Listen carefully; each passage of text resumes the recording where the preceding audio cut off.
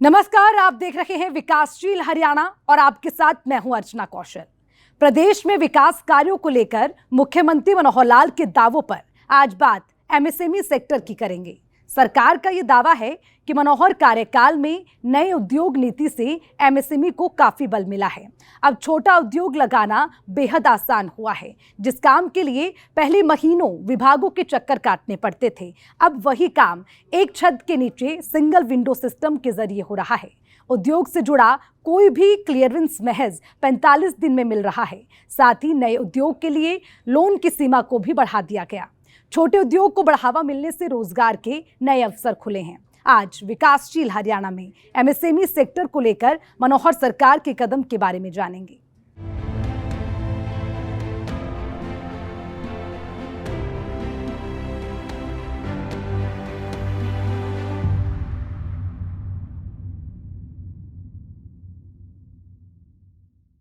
MSME यानी सूक्ष्म, लघु और मध्यम उद्योग, जिसे बढ़ावा देने को लेकर मुख्यमंत्री मनोहर लाल की ओर से कई सराहनीय प्रयास किए गए हैं। सरकार का यह दावा है कि इस सेक्टर को बढ़ावा मिलने से न सिर्फ रोजगार पैदा हुआ, बल्कि प्रदेश की अर्थव्यवस्था को भी बल मिल रहा है। खासकर ग्रामीण क्षेत्रों के विकास में एमएसएमई अहम भूमिका निभा रहा है। इसी पर देखिए हमारी खास रिपोर्ट।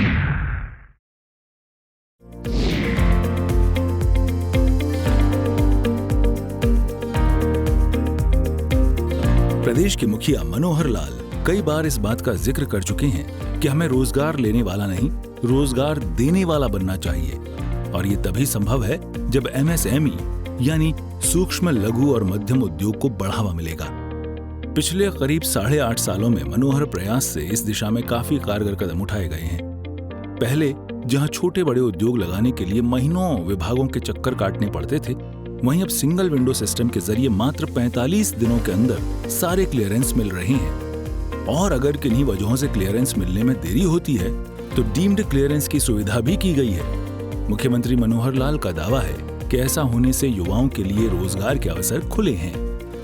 हम जैसा जानते हैं कि एक व्यापार, एक छोटा उद्योग ये करना किसी भी के जीवन में एक बहुत बड़ा विशेष अवसर होता है। उसका एक लक्ष्य होता है कि मुझे अपना व्यापार करना है, अपना रोजगार करके अपने परिवार को पालना है, और एक छोटे काम को शुरू करके वो आगे बढ़ता है। निश्चित रूप से उसको आने वाली कई कठिनाइयां भी होती हैं, सरकारी आवश्यकताएं भी होती हैं, बहुत से ऐसे लाइसेंसेस लेने पड़ते हैं, कई प्रकार की क्लियरेंस लेनी पड़ती है। परंपरागत काम में शायद ये ना होता हो, लेकिन आज नई टेक्निक के नाते से जो हम काम करते हैं उसके लिए बहुत से काम ये करने पड़ते हैं। हम लगातार 8 साल से अपने इन लघु उद्योग, सूक्ष्म उद्योग और मध्यम उद्योग के उद्यमियों को सहयोग करने के लिए लगातार प्रयासरत हैं। 8 साल में हमने बहुत सी ऐसी व्यवस्थाओं का परिवर्तन किया है, बहुत से ऐसे सिस्टम्स को हमने बदला है जिसमें से आपके रोजमर्रा की जो कठिनाइयां दूर हो सके। हमने सब सिस्टम अब सिंगल विंडो सिस्टम पर ला करके और एक ऐसी नीति बनाई है कि आप वहां पर ही अपना काम सब करा सकें, आपको दफ्तरों में ना जाना पड़े। एनओसी वो अधिकारी है समयबद्ध दें, और यदि समयबद्ध तरीके से आपको कोई एनओसी नहीं मिलती है तो हमने यहाँ तक भी व्यवस्था की है कि कुछ दिनों के बाद आपको डीम्ड और उसकी जो स्वीकृति मिल जाए, फिर उनको अधिकारियों को भी बीच में नहीं आना होगा, आपको सीधा सीधा ये काम मिलेगा।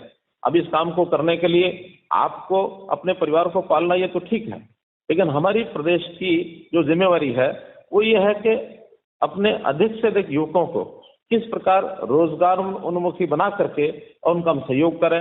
उनकी पढ़ाई के बाद स्किलिंग में कोई उनका सहयोग करें, कहीं उनको आईटीआई की ट्रेनिंग कराएं, कहीं उनको पॉलिटेक्निक के अंदर दाखिला करा के उनको कुछ करें, या परंपरागत तौर पर भी ट्रेनिंग के विषय उनको भी शुरू कराते हैं ताकि वो लोग कुछ ना कुछ काम सीख करके आगे बढ़ें। आज रोजगार एक बहुत बड़ा महत्वपूर्ण विषय है।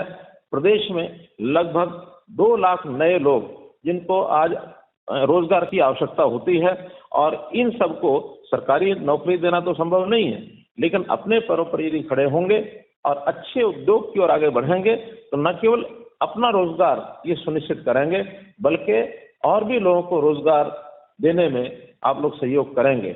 एक वाक्य बोला जाता है कि हम केवल हम केवल जॉब सीकर नहीं बनेंगे बल्कि जॉब गिवर बनेंगे।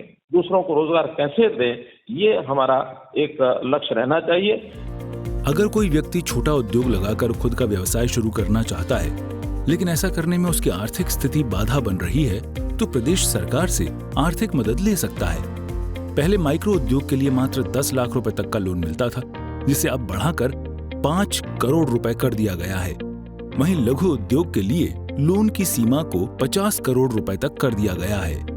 इसी तरह मध्यम उद्योग की सीमा को 5 करोड़ से बढ़ाकर 250 करोड़ रुपए कर दिया गया है।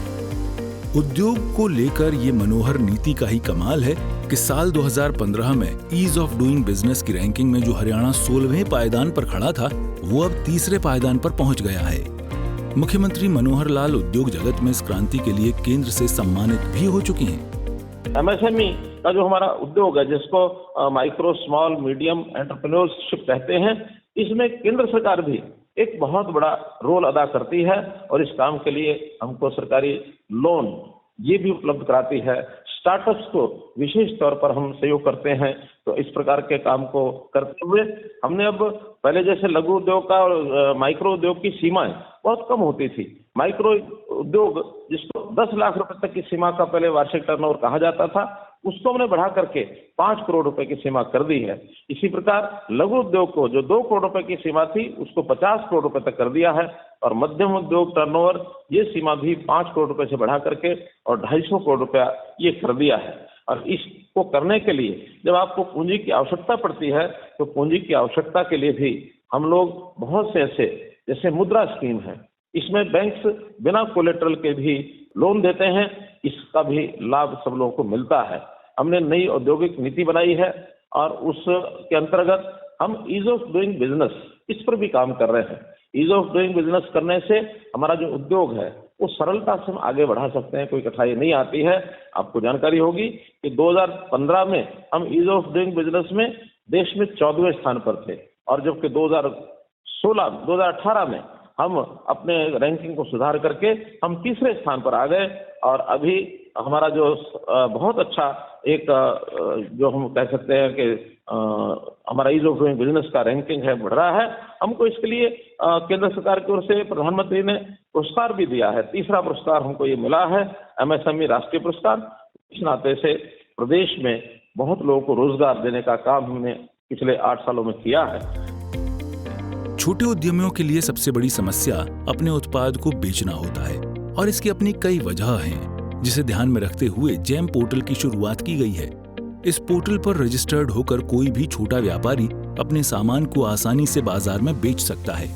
साथ ही मुख्यमंत्री मनोहर लाल छोटे व्यापारियों को GST के महत्व भी बताते हैं और अगर किसी व्यापारी को GST से जुड़ी कोई समस्या आती है तो उसके समाधान के लिए भी सरकार के विभाग की ओर से प्रोग्राम चलाए जा रहे हैं। ऐसा ही एक कार्यक्रम है GST आमने सामने।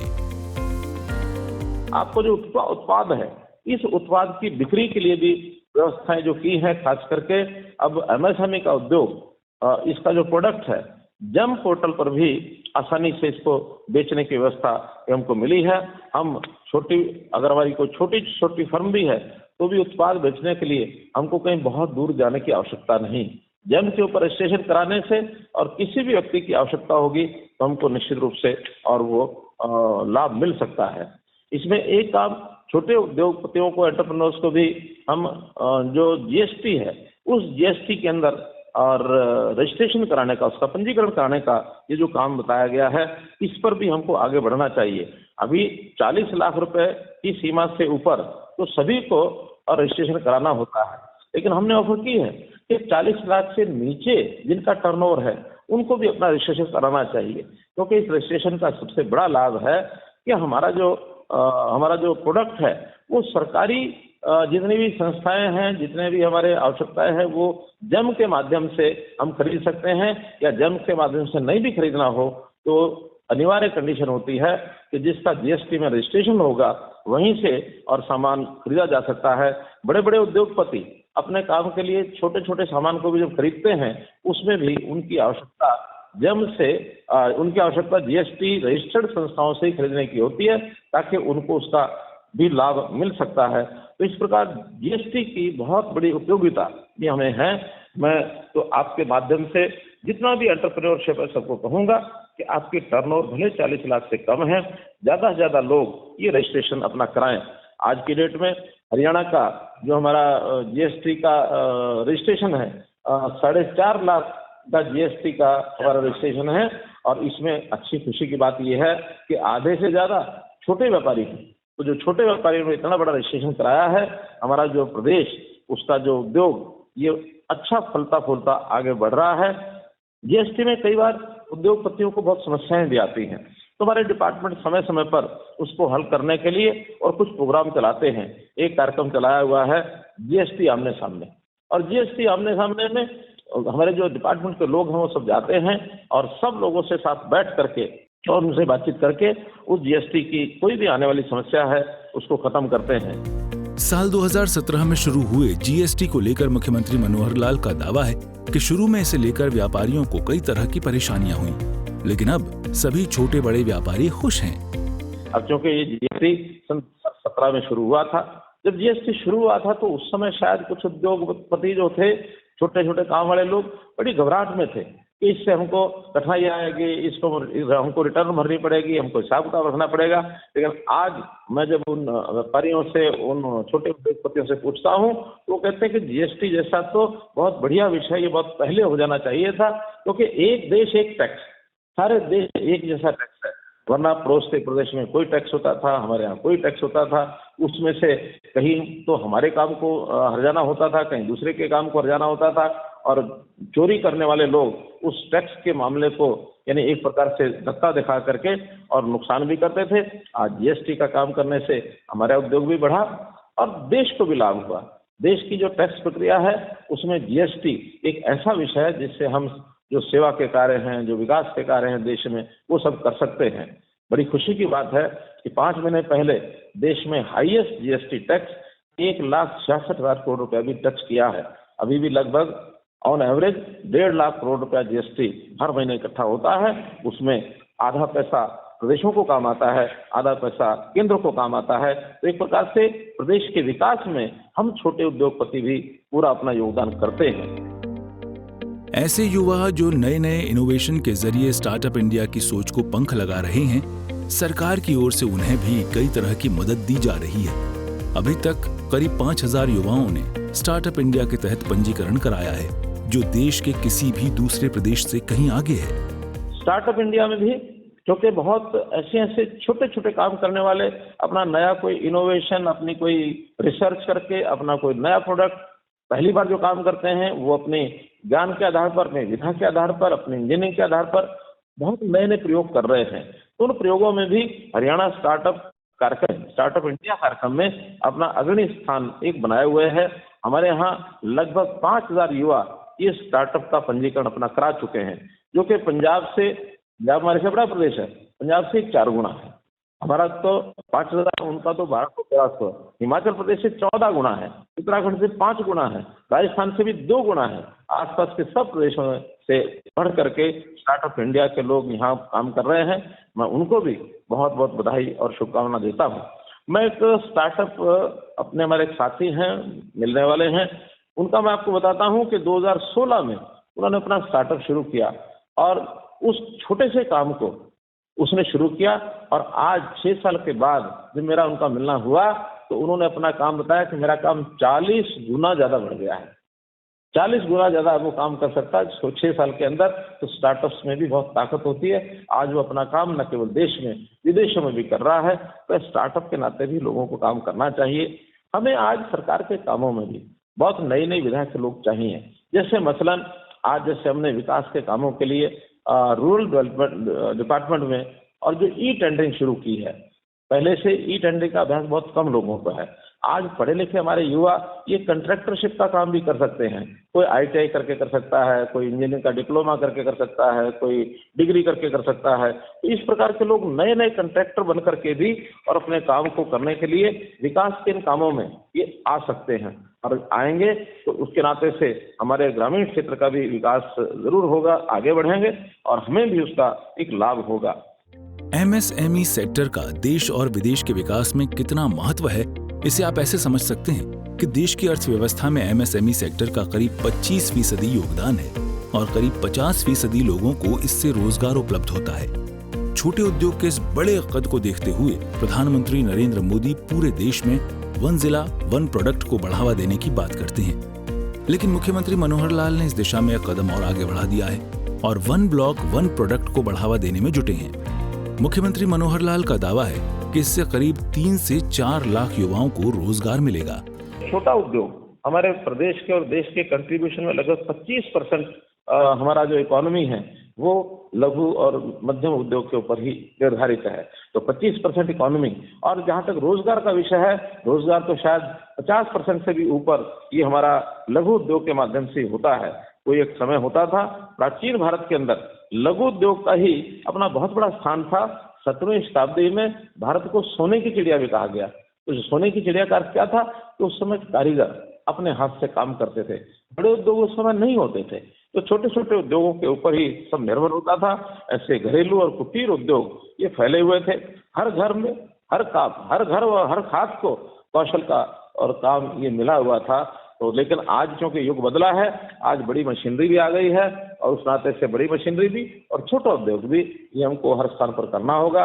हरियाणा में हम चाहते हैं कि इस समय छोटे उद्योगों का जाल फैले, जैसे देश भर में वन डिस्ट्रिक्ट वन प्रोडक्ट, अर्थात एक जिले में एक उत्पाद, ये प्रधानमंत्री जी ने घोषणा की है।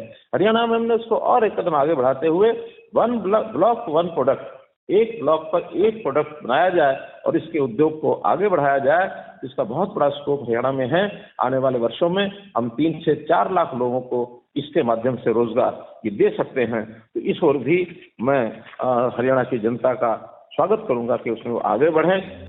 आवाम के हित में इतनी गहराई तक वही व्यक्ति सोच सकता है जो खुद जमीन से उठकर आया हो, छोटे व्यापारियों के दुख तकलीफ को उसके बीच रहकर महसूस किया हो।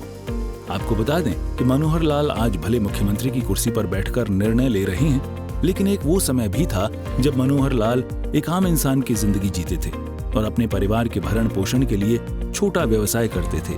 मैं भी आपका साथी हूँ, आपके बीच का आदमी हूँ।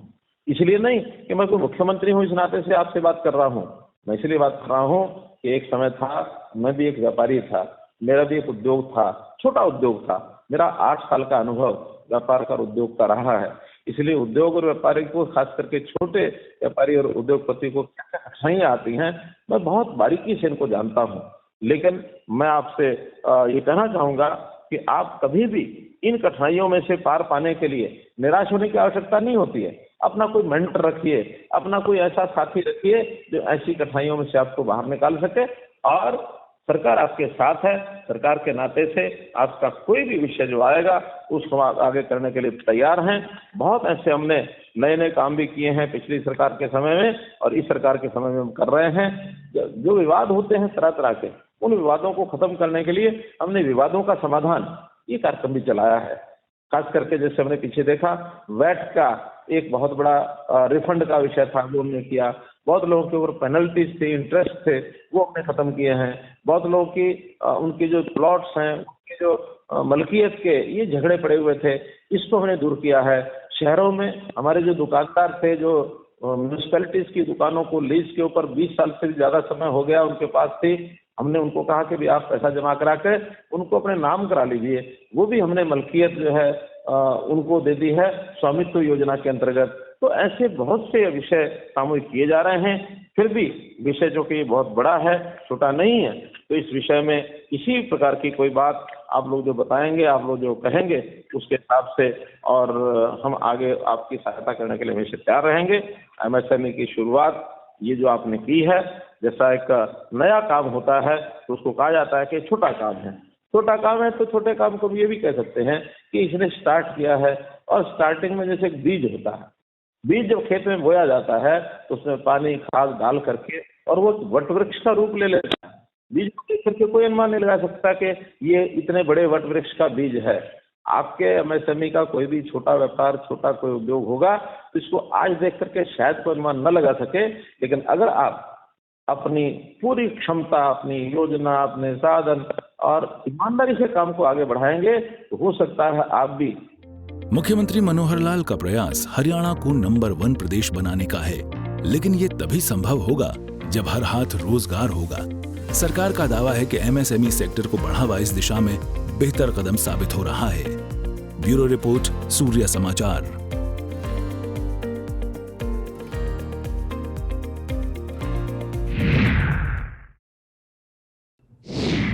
प्रदेश के मुखिया मनोहर लाल ने गरीबों का हित ध्यान में रखते हुए अभी हाल ही में दीनदयाल उपाध्याय परिवार सुरक्षा योजना और मुख्यमंत्री व्यापारिक क्षतिपूर्ति योजना की शुरुआत की थी। सरकार का यह दावा है कि इस योजना के जरिए गरीब परिवारों को किसी मुश्किल समय में बड़ी राहत पहुंचेगी। बुरा समय कभी बताकर नहीं आता है। कब किसके साथ कौन सी अनहोनी हो जाए कोई नहीं जानता है, और ऐसे समय में आर्थिक दृष्टि से मजबूत परिवार तो फिर भी खुद को संभाल लेता है, लेकिन जो आर्थिक रूप से कमजोर हैं, सड़क किनारे रेहड़ी लगाते हैं, छोटा व्यवसाय करते हैं, ऐसे परिवार के साथ अगर कोई अनहोनी हो जाए तो उसके बच्चे रोड पर आ जाते हैं, घर का मुखिया टूट जाता है। और इन्हीं गरीब परिवारों की व्यथा को देखते हुए मुख्यमंत्री मनोहर लाल ने व्यापारिक क्षतिपूर्ति योजना की शुरुआत की है, जिससे छोटे व्यापारियों के मनोहर दिन लौटने का दावा किया जा रहा है।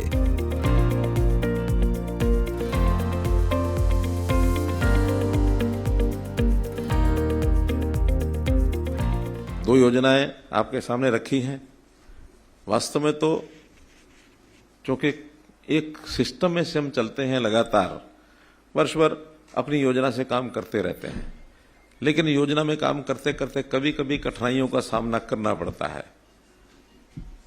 कभी आकस्मिक कोई दुर्घटना हो गई, आकस्मिक कोई ऐसा कारण बन गया जिससे हमारे चलते चलाते व्यापार में कोई नुकसान हो गया, जान को जोखिम हो गया। तो इस क्षतिपूर्तियों को करने के लिए विभिन्न प्रकार की योजनाएं दुनिया भर में हैं। ये एक प्रकार की सामाजिक सुरक्षा ये होती है कि हर किसी का जीवन सुरक्षित हो। तो सुरक्षित करने के लिए आकस्मिक कोई नुकसान होता है, उसके लिए आपसी सहयोग से मिलकर के योजनाएं बनानी चाहिए। तो इसमें सभी लोग मिलकर के जब योजनाएं बनाते हैं, वो योजनाएं ऐसी होती हैं कि आने वाले समय का, भविष्य का कुछ भरोसा नहीं होता। उस समय की कोई बात अनहोनी ना हो जाए तो सब मिलकर के कोई ना कोई एक निधि इकट्ठी कर लें, और उस निधि के बाद जिसका नुकसान हो उसको वो दे दिया जाए। एक प्रकार का ये सहकारिता का सिस्टम है, कोऑपरेटिव सिस्टम है।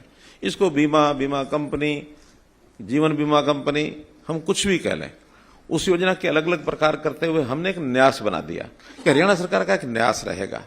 उस न्यास में कुछ कलेक्शन जो बेनिफिशियरीज हैं, जिनको लाभ मिलना है, उनका एडवांस एक प्रीमियम थोड़ा सा लेकर के डाल दिया जाए, कुछ पैसा सरकार का डाल दिया जाए, मिली जुली योजनाएं बनाएं। और खास करके ये योजनाएं जो थोड़ा सा अपने व्यापार में या आर्थिक स्थिति के नाते से बड़ों से थोड़ा नीचे हैं, कमजोर हैं, छोटा व्यापारी है, उसके लिए बहुत आवश्यक है। बड़ा व्यापारी शायद उसकी हड्डी सहन कर लेगी, उसकी इतनी ताकत है, वो एक जगह नहीं 10 जगह काम करता है, कहीं एक जगह नुकसान हो गया तो बाकी जगह से उसकी पूर्ति वो कर लेगा। लेकिन जिसका एक ही काम है, उसी में नुकसान हो गया तो उसके लिए तो बहुत मुश्किल हो जाती है, रातों रात खत्म हो जाता है। जैसा बालकृष्ण जी कह रहे थे कि रात को चिंतित होता है, उसको पता नहीं सवेरे तक क्या हो जाए। हम अपने मार्केट में, दुकान में ताला लगा के आते हैं, सवेरे उठने से पहले कोई उल्टा सीधा समाचार मिल जाता है। तो ऐसे अवसर पर कोई तो चिंता करने वाला हो,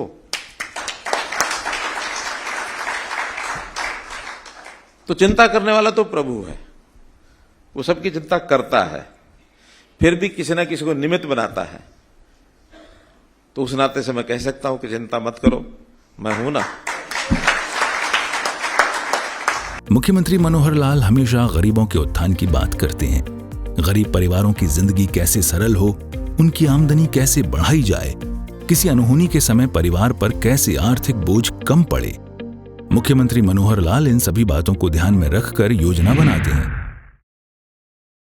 इसमें कोई शंका नहीं है कि लघु और मध्यम उद्योग देश और प्रदेश के लिए रीढ़ की हड्डी साबित हो रहे हैं, और यही वजह है कि केंद्र और प्रदेश की हरियाणा सरकार मिलकर उद्योग को बढ़ावा देने में जुटी है। विकासशील हरियाणा में। आज मेरे साथ इतना ही, मुझे दीजिए इजाजत। नमस्कार।